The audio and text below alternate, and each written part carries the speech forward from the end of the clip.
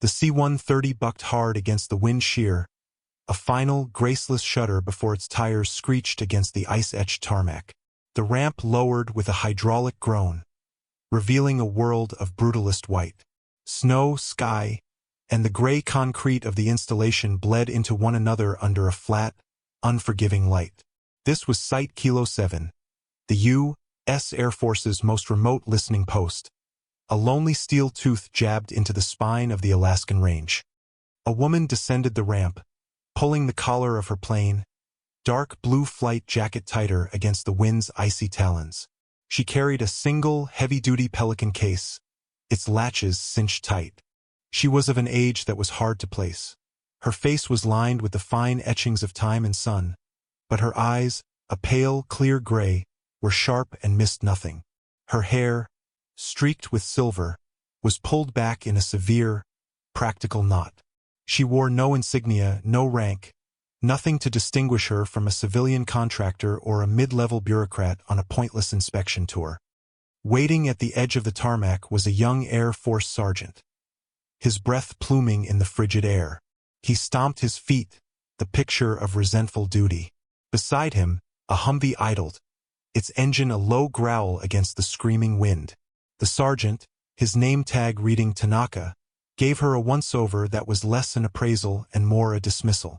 Another pencil pusher from the Pentagon, here to audit their response times and fuel consumption logs. He'd seen a dozen like her. They complained about the cold and the coffee, and they left, their reports changing nothing. "Ma'am," he said, the word clipped. He didn't bother to salute. "Sergeant Tanaka. I'm your escort," he gestured vaguely toward the Humvee. "Colonel Madsen's waiting for you in the command center. Let's get you out of the wind." She nodded, her expression unreadable, and followed him. The Pelican case didn't seem to trouble her. She carried its weight with an easy, balanced economy of motion. As she climbed into the vehicle, the door slamming shut with a solid metallic thud, she caught the eyes of two other airmen sheltering near a hangar. They were smirking, their whispered comments lost to the gale but their meaning perfectly clear. She ignored them, her gaze sweeping over the base's infrastructure. The massive, domed radar array, the cluster of interconnected habitat modules, the towering comms antenna that clawed at the gray sky. Her eyes lingered on the power substation, noting the heavy-duty conduits caked in ice. The ride to the command center was short and silent. Tanaka drove with a practiced, sullen efficiency. The base was a warren of heated corridors connecting prefabricated modules, the only color coming from institutional beige walls and the occasional safety placard. The air hummed with the constant, low-frequency thrum of generators and environmental controls, the lifeblood of this isolated outpost. Colonel Madsen's office was an extension of the man himself, functional, rigid, and projecting an aura of weary authority. He was a man in his late 50s, with a neatly trimmed mustache and the ramrod posture of a career officer who had spent too many years behind a desk and longed for a simpler time. He stood as she entered, a gesture of protocol that felt more like a formality than a sign of respect. "Ma'am," he said, his voice a dry baritone.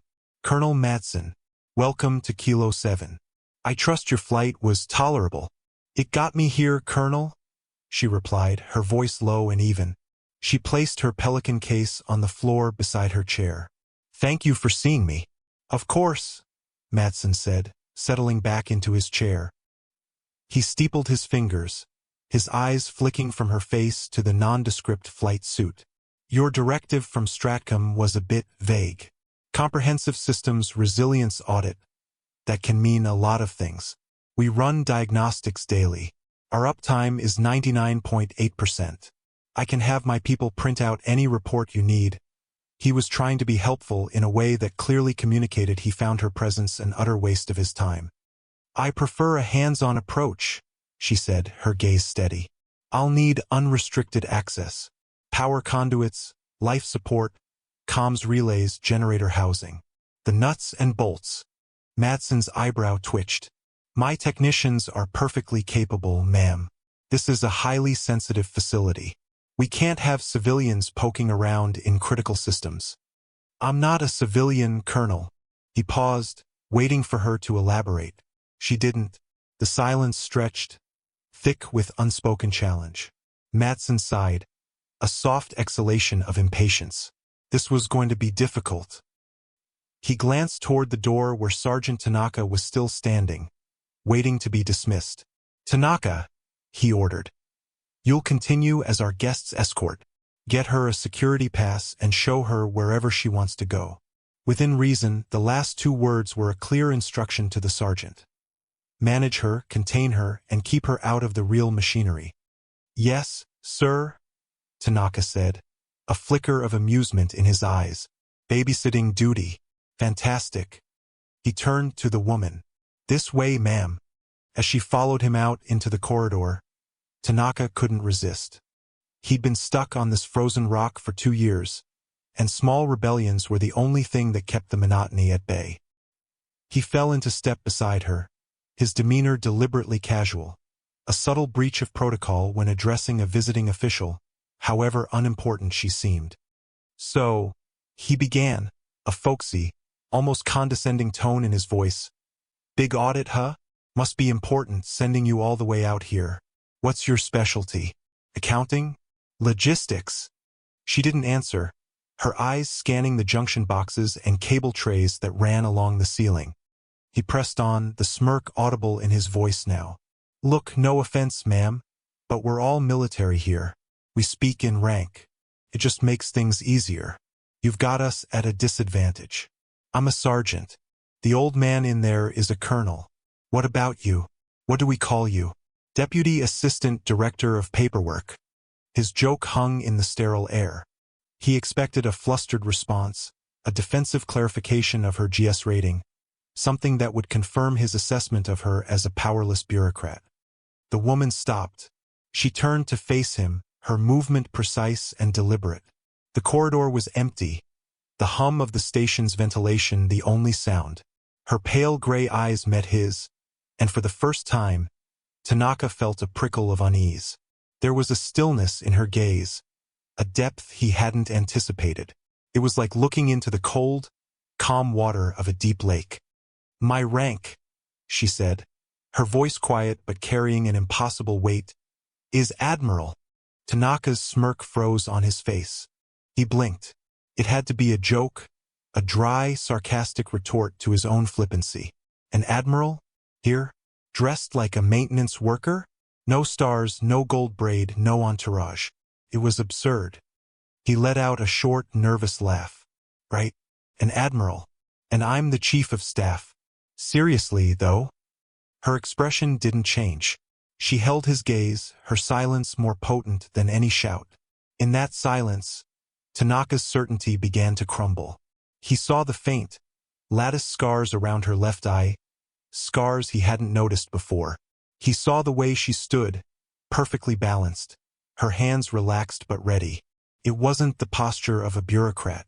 It was the posture of someone who had spent a lifetime in command. "You wanted to know what to call me," she continued, her voice still level, without a hint of anger or triumph. "You will call me ma'am, and you will get me that security pass. Now." The last word was not loud, but it cracked through the air like a rifle shot. Tanaka felt his spine instinctively straighten. The training of 1,000 drills kicked in. The smirk was gone, replaced by a slack-jawed confusion. He stared at her for a moment longer, his mind racing, trying to reconcile the unassuming woman before him with the impossible rank she had just claimed. He couldn't. But the authority in her voice, that was undeniable. "Yes, ma'am," he stammered, the word feeling alien and inadequate. He turned abruptly, his movement stiff, and led her toward the security office. His mind a whirlwind of disbelief and a dawning, chilling sense of dread that he had just made the biggest mistake of his career. The dismissal solidified over the next 8 hours. Colonel Madsen, after a brief, encrypted comms check that seemed to only deepen his confusion, treated Admiral Rostova with a veneer of strained, formal correctness. He granted her access, but his instructions to his staff were clear. She was an observer. Answer her questions, but do not let her touch anything. The title she claimed was so incongruous with her appearance and lack of official fanfare that he and his senior staff privately concluded she was part of some bizarre psychological operations test or, more likely, a high-functioning eccentric from a forgotten corner of the Pentagon with an honorary title. They would humor her, and she would eventually go away. Sergeant Tanaka, mortified and uncertain, stuck to her like a shadow. He watched as she moved through the facility, her Pelican case now open, revealing a set of finely calibrated diagnostic tools that looked older and far more robust than the sleek tablets his own technicians used. She didn't ask about operational readiness or mission parameters. She asked about the schematics for the backup generator's fuel governor. She wanted to know the tensile strength of the comms tower's anchor bolts and the mean time between failures for the primary coolant pumps in the server farm. She spoke to the junior airmen, the ones who actually turned the wrenches and spliced the wires. She spoke to them in their own language, a lexicon of amperes, torque settings, and fluid dynamics. A young airman named Chun, who oversaw the life support systems, found himself in a deep discussion with her about the scrubber filter's desiccant material. "You're using a zeolite blend," Rostova noted, tapping a monitor that showed CO2 levels. "Standard issue. But in this humidity and temperature range, a molecular sieve would be more efficient. Lower power draw, longer life." Chun stared at her. "The manual specifies zeolite." "Ma'am, manuals are written for standard operating conditions," she replied, her eyes on the pipes behind the wall panel. "This place is anything but standard." The exchange was overheard by Tanaka. He saw the flicker of respect in Chen's eyes, quickly suppressed. But the seeds of doubt were being sown. The other airmen, initially dismissive, began to watch her with a wary curiosity. She moved with a purpose that belied her supposed role as a mere auditor. She wasn't just looking. She was assessing, calculating, mapping the entire facility's vulnerabilities in her mind. The mockery, however, continued among the NCOs and officers who weren't privy to these quiet, technical conversations. In the mess hall, the whispers were rampant. "I heard she told Tanaka she was an admiral." A master sergeant from Signals Intelligence chuckled, stirring his coffee. "Fleet commander of the Desk Jockey Division. Madson's letting her run wild," another added. "It's embarrassing. Stratcom has lost its mind, sending us her." Tanaka, sitting alone at a corner table, just picked at his food. He had tried to check her records on the secure network, but her file was sealed with a level of classification he'd never seen before. All that came up was her name, Eva Rostova, and a single cryptic flag, authorization Sharon. It meant nothing to him. The climax of the dismissal came that afternoon. Rostova was in the power control center, a cramped room filled with humming server racks and glowing monitors, a space usually off-limits to anyone outside of engineering. She was observing the main power distribution board, her head tilted as if listening to the flow of electricity itself. Colonel Madsen entered, his face a mask of controlled frustration. He'd just received another message from headquarters, confirming her authority but offering no explanation, which only deepened his irritation. "Ma'am," he said, his voice tight, "my chief engineer reports that you are requesting access to the manual override protocols for the primary generator. I cannot authorize that. It's a violation of safety regulations. There is no reason for you to need that information." Rostova turned slowly from the board. "Your primary generator has a digital governor, Colonel. It's networked to this central control system. Your backup has the same. In the event of a system-wide electronic failure, how do you perform a cold start?" Madsen gestured to a sealed red box on the wall. "Emergency procedures are clearly outlined. A technician would follow the checklist." "The checklist is on a tablet," Rostova stated flatly. "The controls require a digital handshake with this command center. If this room is compromised, if the network goes down, your checklists are useless and your generators are bricks. You have no analog backup. Your entire facility has a single point of failure." Madsen's face hardened. It was a direct, unflinching criticism of his command and his facility's design. He saw it as the arrogant presumption of an outsider who didn't understand the realities of his post. "This facility is the most advanced of its kind," he said, his voice dangerously low. "We have triple redundancy. Your concerns, while noted, are based on a theoretical scenario with a near-zero probability.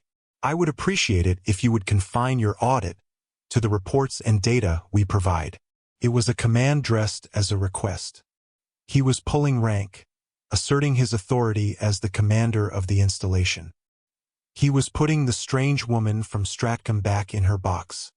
Rostova held his gaze. She didn't argue. She didn't raise her voice. She simply gave a small, almost imperceptible nod. "As you wish, Colonel." She turned and walked out of the control center, Tanaka trailing in her wake. Madsen watched her go, a sense of victory souring in his gut. He had won the confrontation, but her quiet, chillingly accurate assessment of his station's greatest weakness echoed in the silent, humming room. He had dismissed her warning, and in doing so he had sealed their fate. The world ended without a sound. One moment, the lights of Kilo 7 hummed with steady, fluorescent purpose. The next, they flickered, buzzed, and died, plunging the entire facility into an absolute, suffocating darkness. It was not a simple power outage. The emergency lights, designed to kick on instantly, failed to illuminate. The constant thrum of the ventilation systems, the background noise of life on the station, ceased. In its place was a silence so profound it felt like a physical pressure against the eardrums. Then came a smell, the sharp metallic tang of ozone. In the command center, Colonel Madsen stared at his wall of dead monitors. Every screen was black. Every indicator light was dark. "Report!" He barked into the sudden void, his voice tight with a surprise that was rapidly curdling into fear. Silence was his only answer. The comms were dead. "Someone get me a flashlight," a voice called out, laced with panic. The crisis had arrived not as a blaring klaxon or a missile warning, but as a quiet, invisible wave. A coronal mass ejection, a solar flare of unprecedented magnitude, had slammed into the Earth's magnetosphere. For most of the world, it meant spectacular auroras. For a high-tech, high-altitude installation like Kilo 7, it was an extinction-level event. The electromagnetic pulse it generated had acted as a phantom fist, punching through their shielding and frying every delicate, unhardened microchip in its path. Every system governed by a digital controller was now a useless monument of steel and wire. The primary and backup generators, with their sophisticated electronic governors, had failed. The automated climate control, which kept the subarctic temperatures at bay, was offline. The water pumps, the communication arrays, the diagnostic tools, all dead. The cold began to creep in almost immediately. It was a palpable entity, seeping through the walls, its tendrils wrapping around the stunned and disoriented airmen. The temperature inside the modules began to plummet, from a controlled 70 degrees Fahrenheit toward the ambient temperature outside, 50 below zero. Panic, a contagion more virulent than any disease, began to spread. Airmen trained to respond to clear and defined threats were adrift. Their protocols were all dependent on technology that no longer existed. In the dark, men bumped into each other, their shouts echoing in the corridors. A young lieutenant tried to reboot a server. His frantic keystrokes met with the lifeless indifference of a dead machine. Colonel Madsen, a man whose entire career was built on managing complex systems through a screen, was utterly lost. He stood in the center of his dark command room, a ghost in his own fortress. His authority had evaporated with the electrons in his circuits. He issued orders, but they were directionless. "Check the breakers. Get a damage report.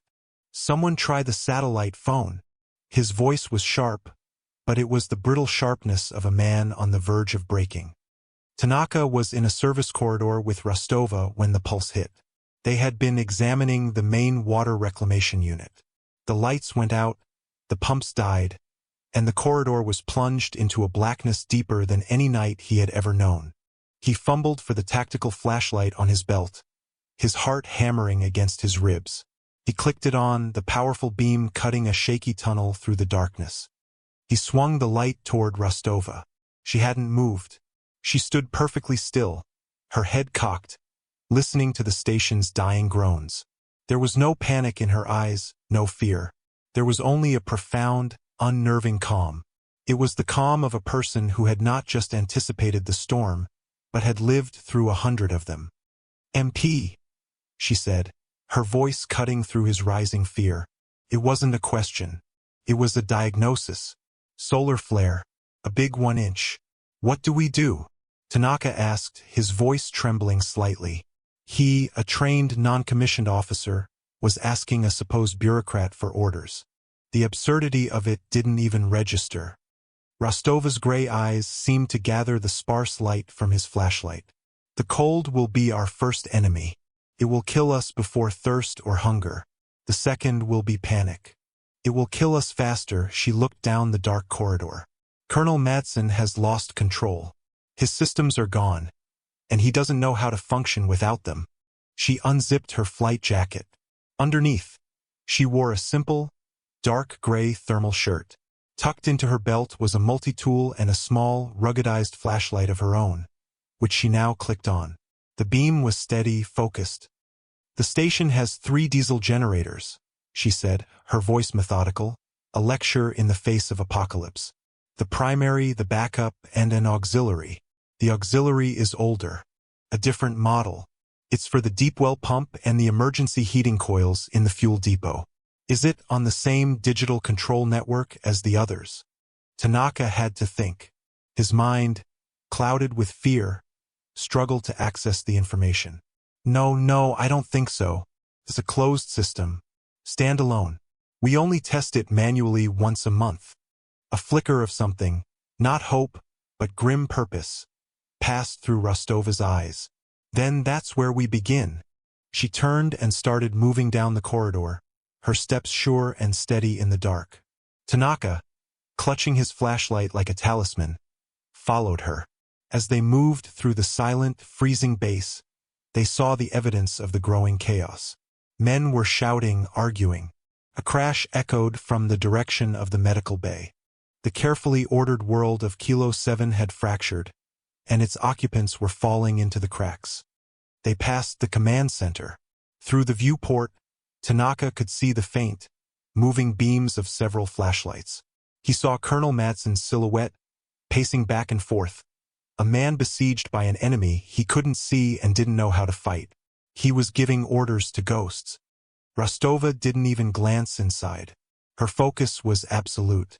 She was moving toward the sublevel maintenance bay where the auxiliary generator was housed, her mind already dissecting the problem, breaking it down into a series of manageable life-or-death tasks. While the colonel and his men were still grappling with the fact that their world had ended, Admiral Eva Rostova was already getting to work on building a new one from the wreckage. The auxiliary generator room was like a tomb, cold, dark, and smelling of stale diesel and grease. Rostova ran her hand along the generator's frozen metal housing, her bare fingers surprisingly tolerant of the biting cold. It was an old beast, a 12-cylinder diesel engine from a decommissioned naval vessel, repurposed for this outpost. It was loud, inefficient, and entirely mechanical. It was their salvation. "Flashlight here," she commanded Tanaka, her voice echoing in the cavernous space. She pointed to the control panel. He held the beam steady. The panel was a relic of a bygone era. Analog dials, heavy toggle switches, and a thick, red manual start button. There wasn't a microchip in sight.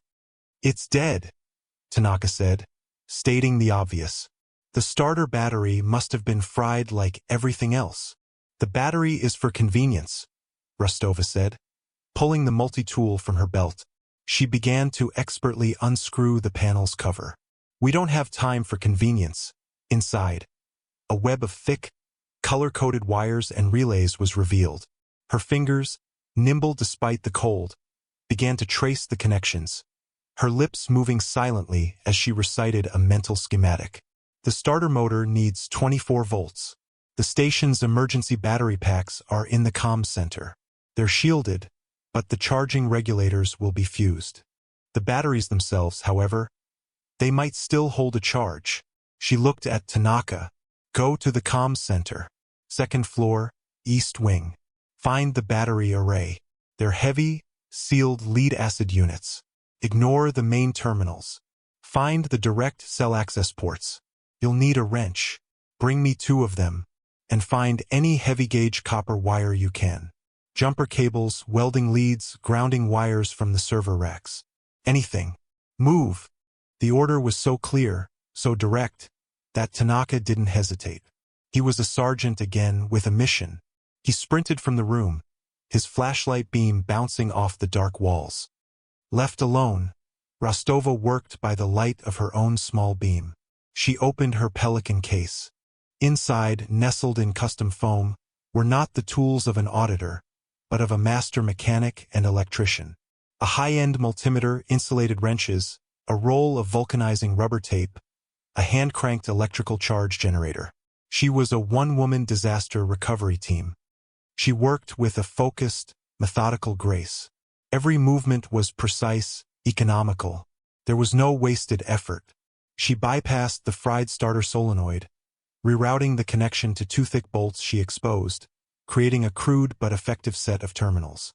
She checked the fuel lines, her fingers finding a small, frozen blockage of gel diesel near the injector pump.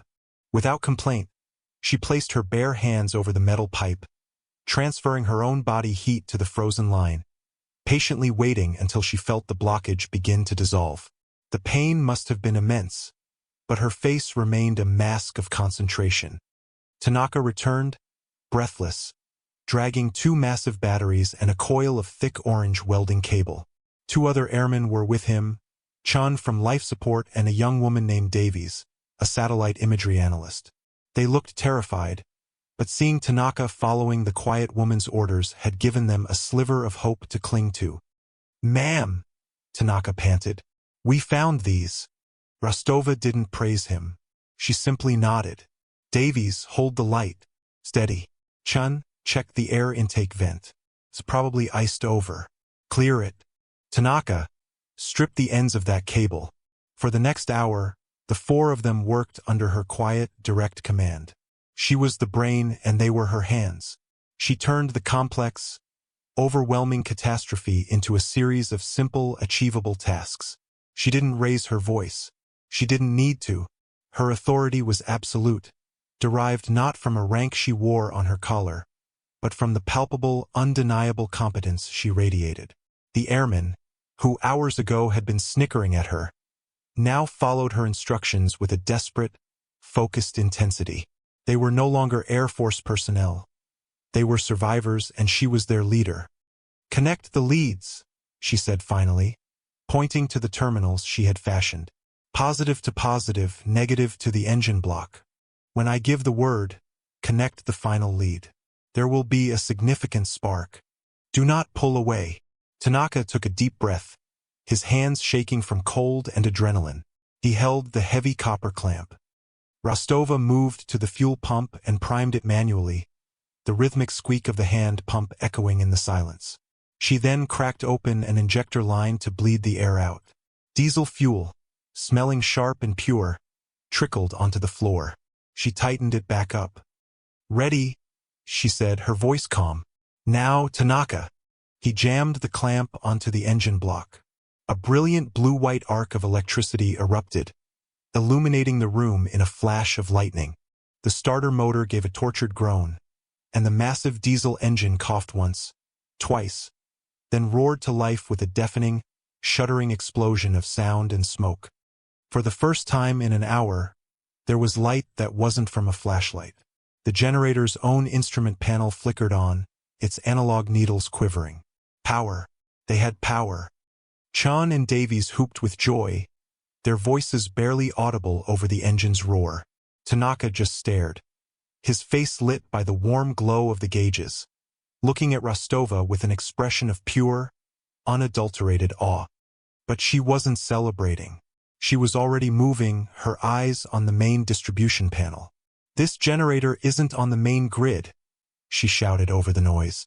"We have to manually route this power to essential systems. Life support first. Then medical, then the command center." She pointed to Tanaka. "You know the schematics for the manual breakers. Get to the central distribution hub. I'll walk you through it on the hardline comms. They're on a separate circuit. They should work now. She then turned to Chun and Davies. Find everyone you can. Get them to the mess hall. It's the most insulated part of the station. We're going to route the primary heating ducts there. Go! They scattered, energized and filled with purpose. Rostova stayed with the roaring engine, her hand resting on its vibrating frame, a master of the machine she had resurrected from the dead. She was not just an auditor. She was not just an admiral. In that frozen, dark tomb, surrounded by the cacophony of the engine that would save their lives, she was something far more elemental. She was the one who knew how to make things work when everything else had broken. While Rostova and her small, impromptu team were fighting to bring the station back from the brink of freezing death, a different kind of discovery was being made in the relative quiet of the base's small archival server room. Airman First Class Leo Gantry was not a mechanic or an engineer. He was an intelligence analyst, a young man whose entire world revolved around data. When the power went out, he had felt as useless as a pilot without a plane. Driven by a need to do something, he remembered that the archive server had its own uninterruptible power supply, a massive bank of batteries designed to keep the station's most critical records safe for at least 24 hours. Using his own flashlight, he navigated to the small, chilled room and managed to power up a single, isolated terminal. The main network was gone, but the local archive, a snapshot of personnel files, historical records, and base schematics, was accessible. His first thought was to find out who the hell the mysterious woman was. The name Tanaka had given him, Rostova, and the impossible rank of admiral, gnawed at him. He typed her name into the personnel search field. As Tanaka had discovered, her main file was locked behind a wall of blacked-out text and security flags he couldn't penetrate, but cross-referencing her name with station visitor logs yielded a hit.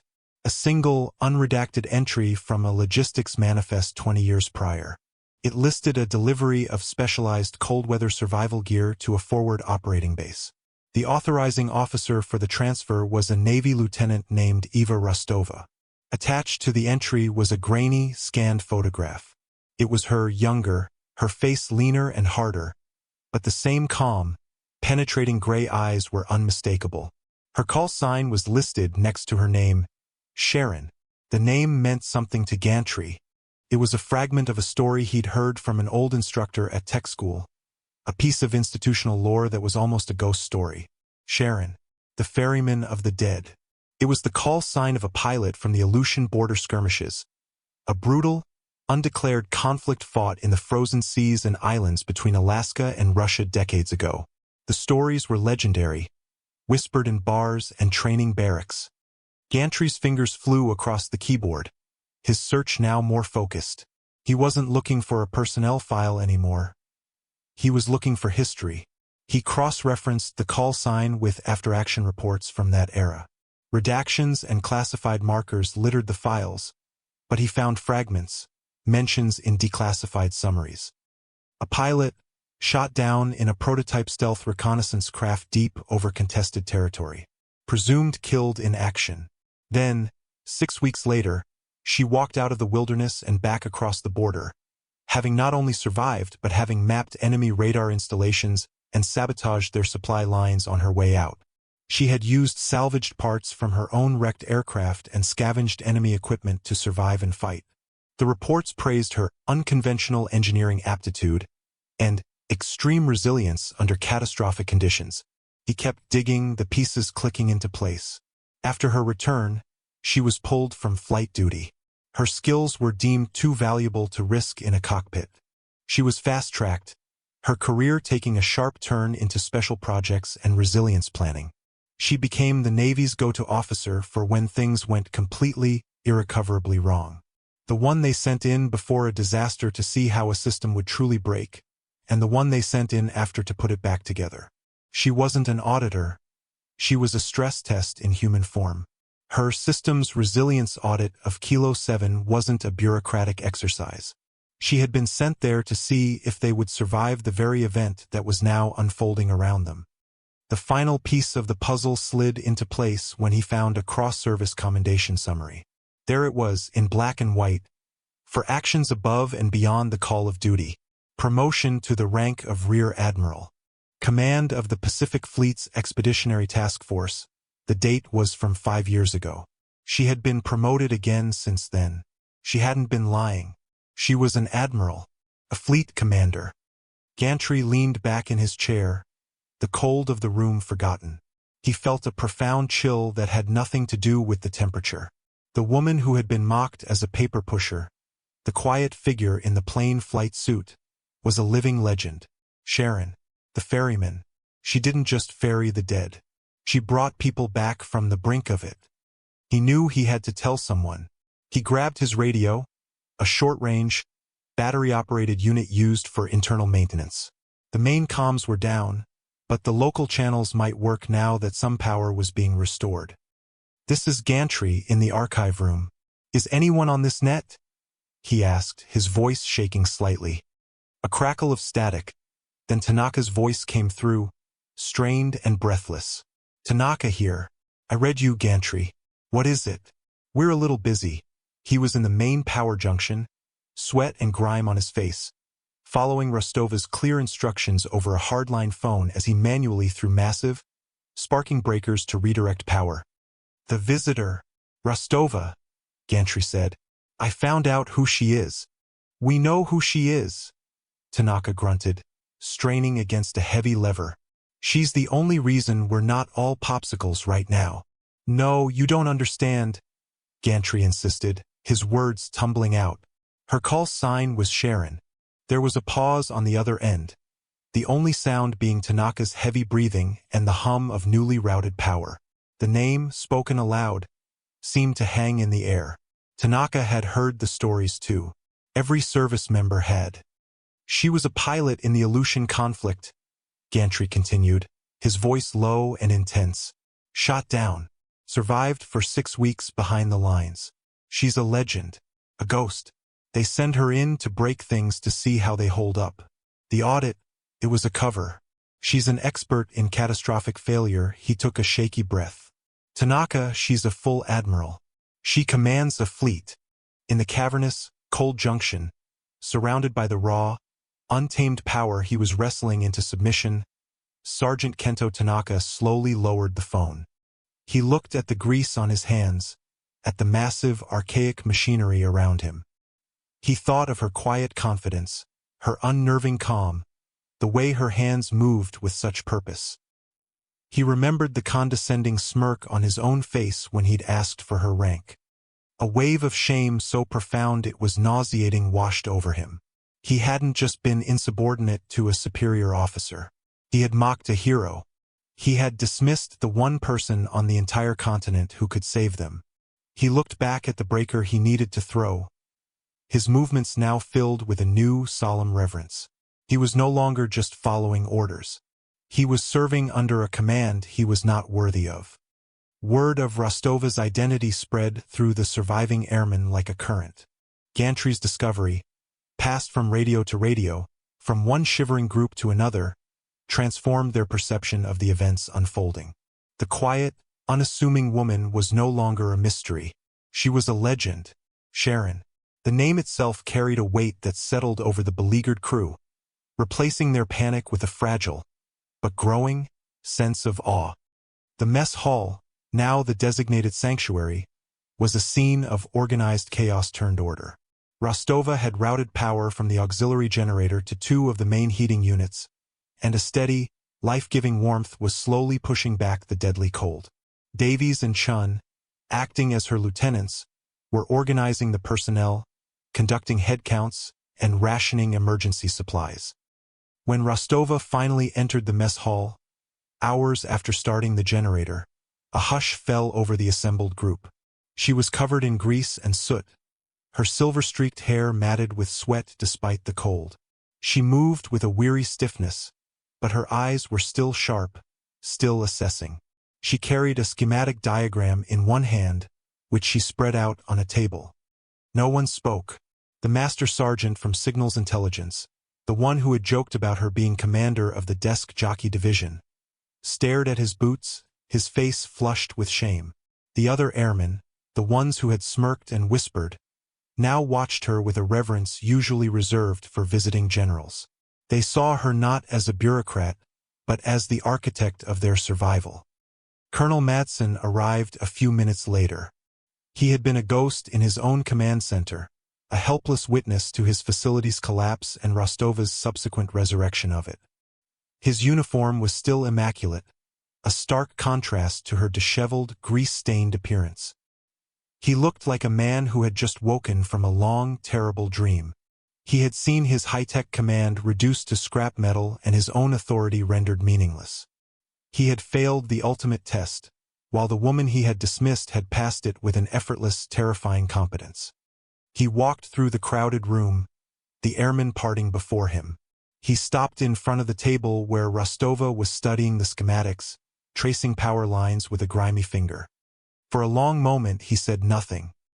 He simply looked at her, at the raw capability radiating from her, and in his eyes, a career's worth of pride and certainty crumbled into dust.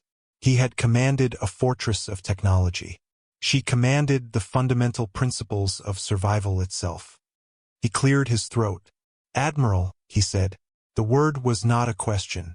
It was a statement of fact, an acknowledgement of a reality he could no longer deny. His voice was hoarse, stripped of its usual bluster.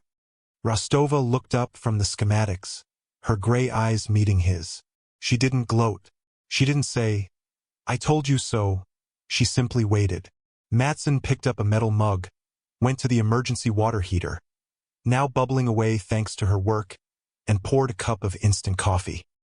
He brought it back and set it on the table beside her hand. It was a simple gesture, but in the rigid world of military protocol, it was a profound act of surrender and deference. An offering. He then took a half step back, his posture shifting. His shoulders squared, his back straightened, and his hand came up in a salute.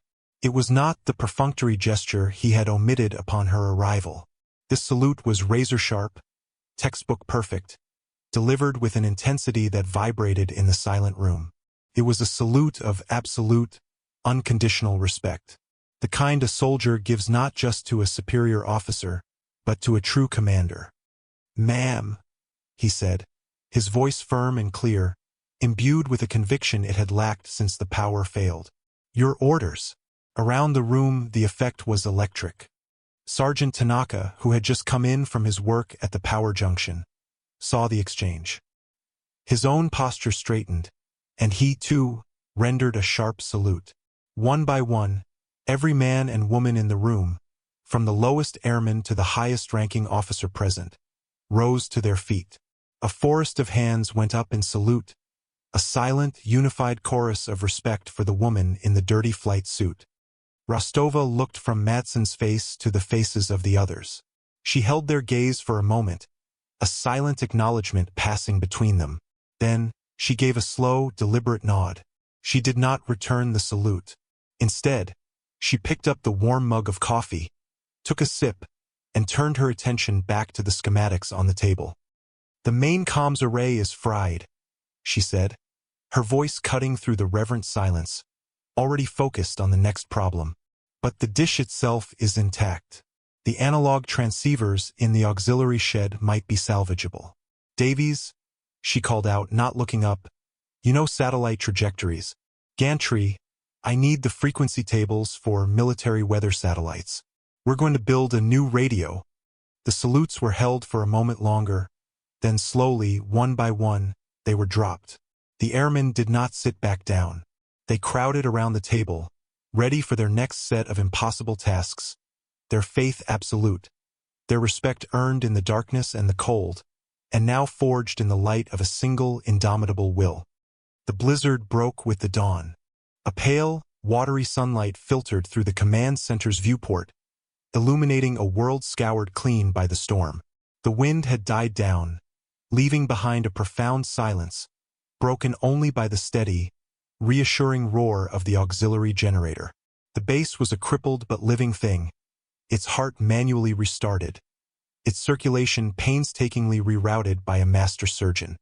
Admiral Rostova stood alone on the observation deck, a place usually reserved for VIPs. The thick, triple-pane glass was frosted at the edges. Below, the great radar dome, their electronic eye on the world, was silent and dead, covered in a fresh shroud of snow. She watched the sun climb over the jagged, white peaks of the mountain range, its light glinting off the ice. There was no triumph in her posture, only a quiet contemplation, the look of a craftsman inspecting her work after a long and difficult night. Behind her, the command center was a hive of controlled activity. Using parts scavenged from half a dozen different systems and a hand-crank signal generator from her own kit, she had directed Gantry and the Signals Intelligence Sergeant to jury-rig a low-bandwidth transmitter. They had bypassed the entire fried network, running a physical cable from the observation deck down 4 levels to the transmitter, which was now aimed at a passing weather satellite. It was a primitive, almost comically archaic setup, but it worked. A crackle came from the speaker beside her. "Ma'am, we have a stable uplink," Gantry's voice reported, filled with a weary pride. "Just a few kilobytes per second, but it's solid." "Understood, Gantry," Rostova replied into a simple, old-fashioned microphone. She did not use the fragile connection to call for rescue or to report the catastrophe to Stratcom. Rescue would come eventually. Her priority was the mission. She began to dictate her initial audit report, her voice calm and steady, a simple statement of fact in the face of chaos. "This is Rostova at Site Kilo 7. Subject: Comprehensive Systems Resilience Audit. Preliminary findings. A significant solar electromagnetic event occurred at approximately 1740 Zulu. The facility experienced a total failure of all networked electronic systems, including primary and backup power generation and life support." She spoke for 10 minutes, her report a brutally honest and concise assessment of the facility's critical vulnerability, the single point of failure she had warned Colonel Madsen about. There was no blame in her tone. No, "I told you so." It was the dispassionate, clinical diagnosis of a doctor detailing a fatal disease. She concluded with a list of recommendations for retrofitting all similar facilities with analog overrides and independent auxiliary systems. She was not just saving Kilo 7. She was ensuring no other station would suffer the same fate. As she finished her transmission, the door to the observation deck hissed open. Sergeant Tanaka entered. He was clean now, his face scrubbed, wearing a fresh uniform. He carried her Pelican case. He walked over and set it down quietly beside her. She glanced at it. He had cleaned and oiled every one of her tools. They were laid out in their foam cutouts, perfectly organized, gleaming under the morning light. It was an act of profound respect, the gesture of a squire tending to a knight's armor after a great battle. He didn't say anything. He didn't need to. He simply met her eyes for a moment, his own gaze filled with an understanding that transcended rank and protocol. He gave a short, sharp nod, then turned and left her alone. Rostova looked from the pristine toolkit back to the sunrise. The first critical phase was over. They were alive. They were warm. They were stable. But the work was not done. Now came the long, arduous task of rebuilding, of hardening, of ensuring that this place and its people would endure. She knelt down, her knees cracking softly in the quiet room. She closed the lid of the Pelican case, the latches clicking shut with a sound of finality. The audit was complete. Now the real work began.